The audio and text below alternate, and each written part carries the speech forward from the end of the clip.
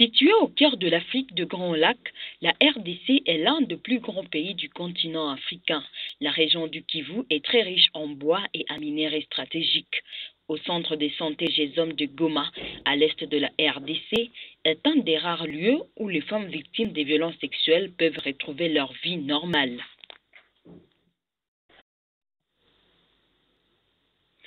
À l'exemple de Louise, âgée de 35 ans, violée le mois de janvier 2012 à Katoa, dans la zone de Rutshuru, en chefferie de Bwito au Nord Kivu, par 2 militaires, selon elle, maintenant, elle mène une vie normale comme auparavant à travers le conseil et les microcrédits qu'elle a reçus du centre Gézom. Ilikuwaka mwezi wa kwanza juu kwetu kolektivite ya Bwito, nilikuwaka naendaka mshamba pakutana na wajambazi bote bawili bakaniviole, lakini nikarudia kwangu. J'ai été violée il y a de cela 7 mois, mais maintenant je me retrouve, j'ai vu ma vie normale et je me débrouille sans problème. Pour Madame Adidja Moulabani, agent psychosocial à la synergie des femmes pour les victimes de violences sexuelles, sur les 15 femmes violées, 10 sont internées. Ces femmes progressent au moyen des counseling et petits crédits pour faire de petits commerces.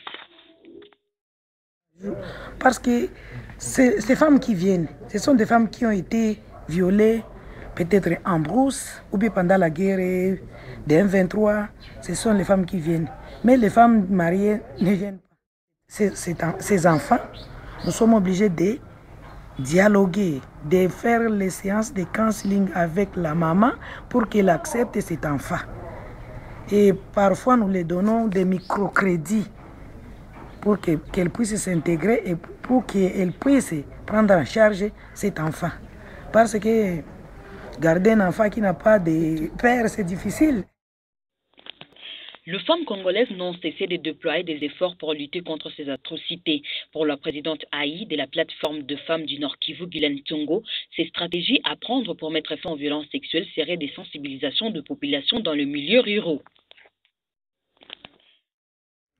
Bon, les stratégies que peuvent prendre les femmes pour mettre fin aux violences sexuelles, c'est faire les sensibilisations dans les milieux ruraux, dans les services, surtout chez les militaires, parce que si aujourd'hui nous connaissons des cas de violences sexuelles, c'est suite aux guerres, aux multiples guerres qu'a connu notre pays depuis 1994. C'est depuis ces années-là que notre pays connaît des violences sexuelles. Elle a ajouté que la communauté internationale devrait travailler en synergie avec les ONG locales. C'est que nous avons remarqué que la communauté internationale se constitue en ONG locale au lieu d'impliquer les ONG locales dans les activités. Ils font les activités eux-mêmes et eux-mêmes descendent sur terre. Depuis Goma, Esther Sapou pour Wahaki News.